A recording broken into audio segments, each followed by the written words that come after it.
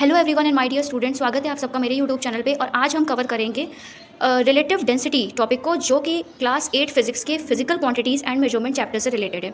और इससे पहले मैंने क्लास 7 के चैप्टर फिजिक्स के चैप्टर केमिस्ट्री के चैप्टर को कवर किया है, physical and chemical changes plus physical quantities and measurement. Video start करने से पहले अगर आप मेरे चैनल पर नए हो तो मैंने डिस्क्रिप्शन में लिंक्स प्रोवाइड कर दिया है, आप लोग जाकर के उसे देख सकते हैं ताकि वीडियोज़ आपको और क्लियर हो जाएँ, ठीक है।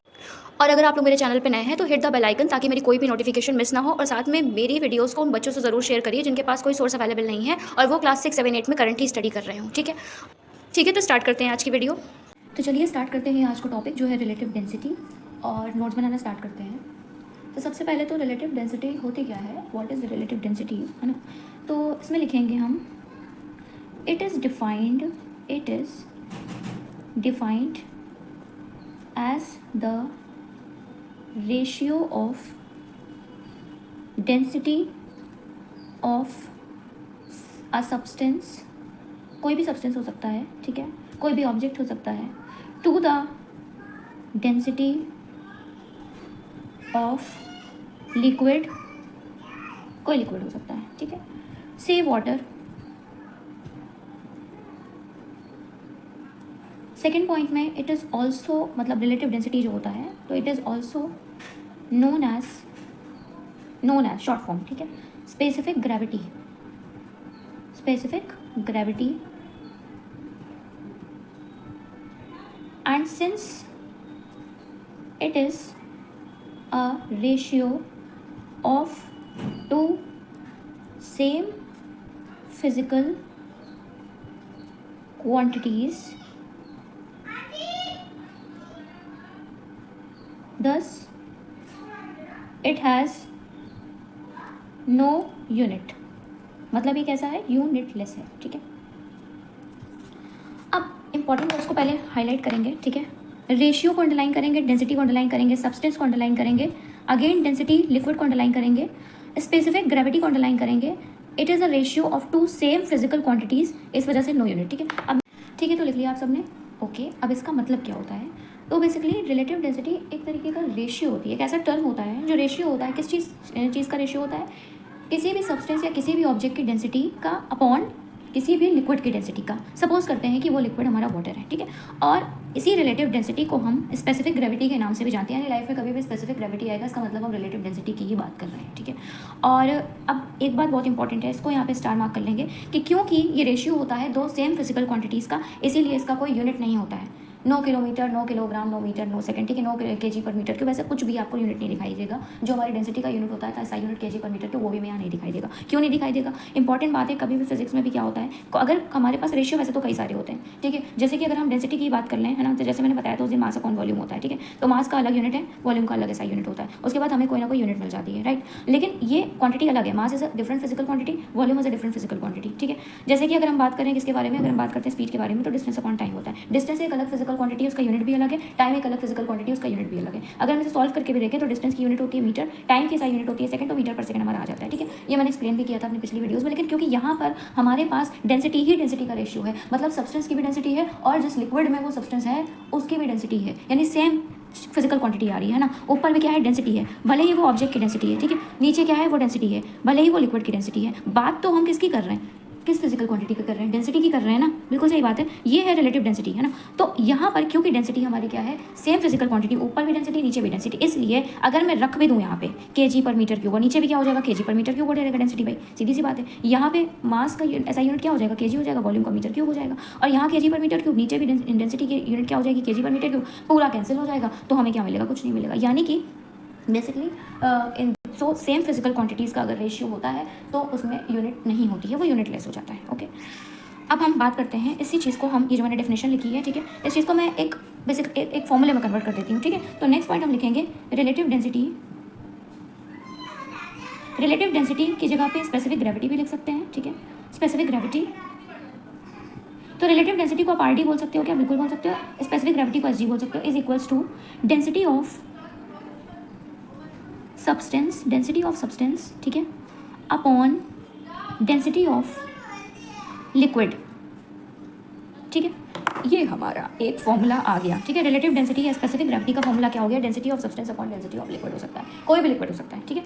ये बात आई थिंक क्लियर हो गई है, ठीक है। अब हम आगे मूव करते हैं इसमें, ठीक है। तो हमारा नेक्स्ट टॉपिक है concept of flotation and sinking. Flotation मतलब क्या होता है, अगर हम हिंदी में बात करें जनरली, तो फ्लोटेशन मतलब जो चीज़ें फ्लोट करती हैं यानी कि तैरना, है ना।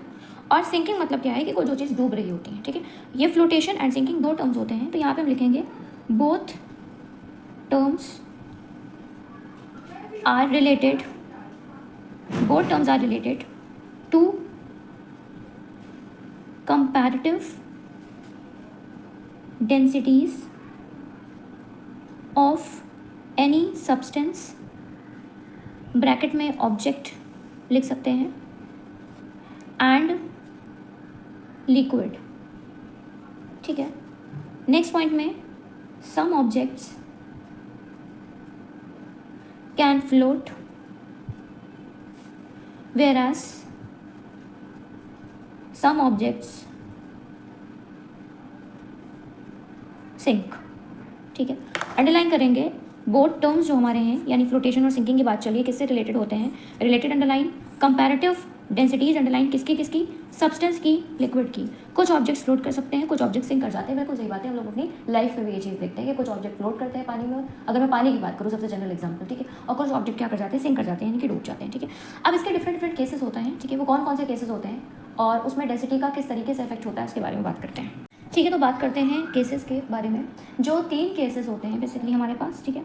सबसे पहली बात अगर हम बात करें तो हमारा होता है केस नंबर 1।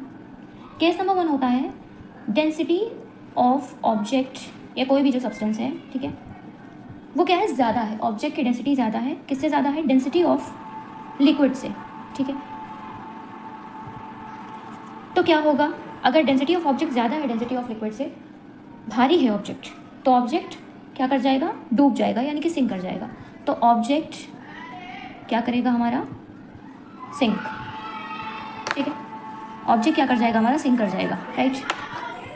अब हमारे पास क्या है, ये एक आयरन नेल है, ठीक है। और ये हमने क्या लिया है, ग्लास में वाटर लिया हुआ है, ठीक है। अब चेक करते हैं ये हो क्या रहा है, ठीक है। इस आयरन नेल को मैं अब क्या करूँगी, मैं वाटर में डिप करूँगी, ठीक है। देखो मैंने वाटर में जैसे इसको डाला है, कहाँ पहुँचेगा, सीधा नीचे, है ना। यानी कि हमारे आयरन नेल की जो डेंसिटी है वो ऑब्वियसली ज़्यादा होगी हमारे वाटर की डेंसिटी से। इसी वजह से क्या हो गया, ऑब्जेक्ट तुरंत का तुरंत सिंक कर गया, ठीक है। तो I hope it is clear. अब हम आगे बढ़ते हैं। केस नंबर 2 के बारे में अगर हम बात करें, case number 2, density of object अगर हमारा लेस दैन है, यानी कम है डेंसिटी ऑफ लिक्विड से, इसका मतलब अब की बार क्या चीज़ ज़्यादा हो गई, लिक्विड की डेंसिटी ज़्यादा हो गई। तब क्या होगा, तब क्या होगा, लिक्विड की डेंसिटी ज़्यादा है, ऑब्जेक्ट हमारा हल्का है, ठीक है। उस केस में क्या हो जाएगा, ऑब्जेक्ट फ्लोट करेगा, विल फ्लोट, मतलब ऑब्जेक्ट तैरेगा, ठीक है। सीधी सी बात है भाई, ठीक है। और अब हमने एक फ्लावर ले लिया है सदाबहार का, है। और अब इसको चेक करेंगे कि इसको वाटर में डालने पे ये फ्लोट करता है या सिंक करता है या क्या करता है, ठीक है। तो ये मेरे पास फिर से वाटर है, ठीक है। और ये मैंने इस फूल को मैंने डाल दिया इसके अंदर, ठीक है। अब आप लोग देख लो, ठीक है, ये डूबा नहीं है बिल्कुल भी। और ये पता है कहाँ तैर रहा है, ये देख सकते हैं आप लोग, ऊपर ही फ्लोट कर रहा है, यानी इसकी डेंसिटी क्या है, वाटर से कम है। इसकी डेंसिटी वाटर की डेंसिटी से कम है, इसी वजह से ये नीचे भी नहीं गया, ये हल्का सा भी नहीं डूबा है ना, यानी इसकी डेंसिटी इक्वल भी नहीं है वाटर से, इसकी डेंसिटी लेस है वाटर से, इसी वजह से ये ऊपर ही ऊपर क्या कर रहा है, फ्लोट कर रहा है, ठीक है। अब हम आगे बढ़ते हैं। And third case, case number 3 is density of object अब की बार बराबर है डेंसिटी ऑफ लिक्विड के, ठीक है। ऑलमोस्ट, या मैं कह सकती हूँ अप्रॉक्सीमेटली इक्वल है, ठीक है। उस केस में, और अब अगर ऑब्जेक्ट की डेंसिटी वाटर की डेंसिटी से, मैं ये नहीं कह रही बराबर हो जाए, लगभग लगभग अप्रॉक्सीमेटली बराबर हो जाए, तो मेरे पास ये मेरे स्केच का कैप है, ठीक है। मैं चेक करती हूँ, ठीक है। ये मेरे पास वाटर है और मैं इसके अंदर इसको डाल देती हूँ, है ना। अब आप लोग देख सकते हैं कि ये हल्का सा वाटर के अंदर भी है, लिक्विड लेयर के अंदर भी है, वाटर की लेयर के अंदर भी है। ये डूबा भी नहीं है, सिंक भी नहीं किया है, और ना पूरी तरीके से फ्लोट कर रहा है। It is somewhere inside the liquid layer, ठीक है। तो ये केस 3 भी हमारा प्रूफ होता है, ठीक है, फाइन। ये जो हमारा ऑब्जेक्ट फ्लोट करेगा, ठीक है, जो लिक्विड के लेयर्स के नीचे फ्लोट करेगा, ठीक है, पूरी तरीके से ऊपर फ्लोट नहीं करेगा, है ना। और अच्छा खासा इसका हिस्सा जो होगा वो लिक्विड के अंदर ही होगा। ऐसी कंडीशन को कहते हैं कि ऑब्जेक्ट जो है हमारा वो सबमर्ज्ड है, सबमर्ज्ड है, ओके, सबमर्ज्ड है, सब मतलब कि थोड़ा सा, ओके, डूबा हुआ है लेकिन थोड़ा सा डूबा हुआ है। तो दिस कंडीशन ऑब्जेक्ट सबमर्ज, यानी कि ऑब्जेक्ट फ्लोट करेगा लेकिन इनसाइड लिक्विड लेयर फ्लोट कर रहा है, ठीक है। तो ये हमारे 3 केसेस हो जाते हैं, ठीक है। अब अगर हमारा ऑब्जेक्ट फ्लोट कर रहा होता है तो उसके पीछे कारण क्या होता है, क्या वाकई में डेंसिटी उसका प्योर कारण होती है, या कोई ना कोई ऐसा कॉज होता है जो रिस्पॉन्सिबल होता है, कोई ऐसी फोर्स होती है जो रिस्पॉन्सिबल होती है। उसके बारे में बात करते हैं कि एक्चुअल में अगर कोई ऑब्जेक्ट फ्लोट कर भी रहा है तो उसका क्या रीज़न होगा, ठीक है। तो ऑब्जेक्ट अगर हमारा फ्लोट कर रहा होता है तो उसके पीछे की जो रीज़न होती है वो इसके लिए एक फोर्स रिस्पॉन्सिबल होती है, जिसको हम बॉयंट फोर्स या फिर अप थ्रस्ट फोर्स भी कहते हैं, ठीक है। अब एक्चुअली क्या होता है, अगर मैं इसका मतलब निकालूं, ठीक है, अप मतलब क्या होता है, ऊपर की तरफ होता है ना, ऊपर, राइट। और थ्रस्ट मतलब क्या होता है, कोई प्रेशर काइंड ऑफ थिंग है ना, यानी कोई ऐसी फोर्स लग रही है, कोई ऐसा प्रेशर लग रहा है, ठीक है। तो ऊपर का मैं कह सकती हूँ कोई फोर्स लग रही है, राइट, यानी एक तरीके का क्या सपोर्ट लग रहा है ऑब्जेक्ट को, मतलब लिक्विड एक तरीके से उसको सपोर्ट कर रहा है। यानी अगर मैं हिंदी में बात करूँ तो मैं ये कह सकती हूँ, अगर मैं बात कर रही हूँ, अगर पानी में किसी ऑब्जेक्ट के बारे में बात कर रही हूँ कि वो फ्लोट कर रहा है, ठीक है, तो मैं बोलूँगी पानी का सपोर्ट जो लग रहा है एक तरीके से, ठीक है, जो धक्का लग रहा है, ठीक है, एक पुश लग रहा है, एक्चुअली पुश लग रहा है ना, ऊपर की तरफ लग रहा है, ताकि वो जो ऑब्जेक्ट है हमारा फ्लोट कर सके, तैर सके, है ना, ये होता है, ठीक है। अब इसी चीज़ को हम डेफिनेशन वाइज लिख सकते हैं क्या, बिल्कुल लिख सकते हैं। So it is defined as the upward force. आप ऐसे भी लिख सकते हो कि it is the force which is directed upwards, ठीक है, डायरेक्शन भी बता सकते हैं। Upward force exerted by a liquid, यहाँ पर हम सपोज करते हैं वाटर, ठीक है, say water on an object which helps in floating, ठीक है, ये इंपॉर्टेंट चीज़ है। यानी एक तरीके की अपवर्ड फोर्स होती है और एक्सर्ट फॉर्म कर होता है वही लिक्विड जिसके अंदर वो डूबी हुई होती है, ठीक है, जो उसको क्या करती है, फ्लोटिंग में हेल्प करती है। और उस फोर्स को हम बोलते हैं अपथ्रस्ट, बोलते हैं अपथ्रस्ट, नाम से क्लियर। और बॉयंट मतलब क्या होता है, बॉयंट ये आया है टर्म हमारा बॉयंसी से आया है, ठीक है। अगर कोई भी चीज़ फ्लोट कर रही है, स्विम कर रही है, तो उसमें बॉयंट फोर्स का ही रोल होता है, ठीक है, जिसे हम अपथ्रस्ट फोर्स भी बोलते हैं। तो ये चीज़ें हो जाती हैं। अब ये जो अपथ्रस्ट फोर्स या बॉयंट फोर्स का कॉन्सेप्ट दिया था, ये किसने दिया था, ये दिया था एक बहुत ही ग्रेट साइंटिस्ट ने, ठीक है। The concept of buoyant force was given by great scientist sir, scientist के आगे हमेशा सर लगाएंगे, ठीक है, सर आर्किमिडीज, हमेशा सर आर्किमिडीज ने दिया था, ठीक है। और बॉयंट फोर्स का जो भी कॉन्सेप्ट था आपका किसने दिया था, सर आर्किमिडीज ने दिया था, ठीक है। अब सबसे इंपॉर्टेंट बात क्या होती है, इन्होंने आर्किमिडीज प्रिंसिपल को भी समझाया था। आर्किमिडीज प्रिंसिपल का बहुत ही फेमस प्रिंसिपल है, ठीक है। वो क्या कहता है, तो वो कहता है कि when object is floating in water और any liquid, weight of water displaced is equal to the magnitude of buoyant force। इसी को हम क्या कहते हैं, इसी को हम कहते हैं आर्किमिडीज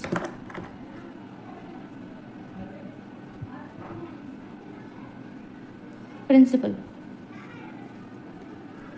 इसको हम क्या बोलते हैं, इसको बोलते हैं आर्किमिडीज प्रिंसिपल, ठीक है। आर्किमिडीज प्रिंसिपल बेसिकली क्या कहता था कि जब कोई ऑब्जेक्ट फ्लोट करता है किसी भी लिक्विड या वाटर में, तो अगर वो ऑब्जेक्ट फ्लोट कर रहा है, ठीक है, तो क्या होगा, फ्लोट करते टाइम पे भाई वो आएगा, हल्का सा लिक्विड लेयर को टच करेगा, उसके बाद क्या हो जाएगा, उसके बाद वो हल्का सा इनर लेयर पे, मतलब लिक्विड लेयर पे नीचे आएगा, ठीक है, लिक्विड लेयर को चीरते हुए हल्का सा नीचे आएगा, तो उस जगह से वाटर हल्का सा डिस्प्लेस होगा, तभी तो उसके लिए जगह बनेगी, है ना। तो वो जो पानी डिस्प्लेस होगा, उसका जो वेट होगा, वो जो वेट ऑफ वाटर डिस्प्लेस होगा, वो क्या होता है, जो बॉयंट फोर्स उस पर लगती है नीचे से पानी की तरफ से, ठीक है, पानी का जो सपोर्ट लगता है उसकी तरफ ताकि वो फ्लोट कर पाए, वो उसके वेट के बराबर होती है, मतलब उसकी वैल्यू के बराबर होती है बॉयंट फोर्स की, ठीक है।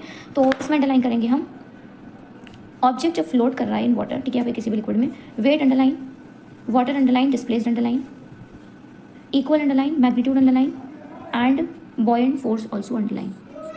तो मैंने अपने बाथरूम का बकेट ले लिया है, ठीक है, और मैंने ये पॉट भी ले लिया है अपना, ठीक है। अब मैं क्या करूँगी, मैं इसको इसमें डालूंगी, ठीक है। अब ये फ्लोट कर रहा है, सही बात है, और यहाँ से हमें पता लगेगा आर्किमिडीज प्रिंसिपल के बारे में, ठीक है। पूरी कोशिश करूँगी क्लियर हो जाए। सबसे पहले ये जो हमारा है, ठीक है, जो हमारा पार्ट है, ठीक है, ये फ्लोट कर रहा है, मैं अपनी फोर्स अंदर लगा रही हूँ पानी के, ठीक है, मैं अपनी फोर्स लगा रही हूँ और मैं इसे छोड़ देती हूँ, ठीक है। आप थोड़ी देर बाद देखो कि ये खुद क्या है, खुद ब खुद ये ऊपर आ जाएगा, है ना।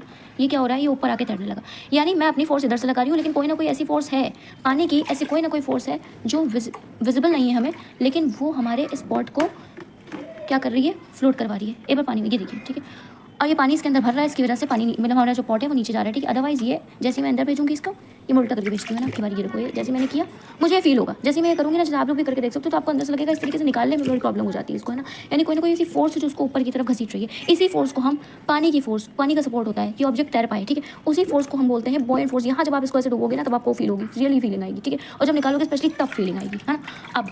अब क्या है, अब मैं बात करती हूँ दूसरी बात की। तो बॉयंट फोर्स और नप्थस फोर्स क्लियर हो गया। अब क्या है, जब मैं ये ऑब्जेक्ट फ्लोट कर रहा है यहाँ पे, ठीक है, और जैसे ये बॉयंसी उसकी हेल्प कर रही है, ठीक है।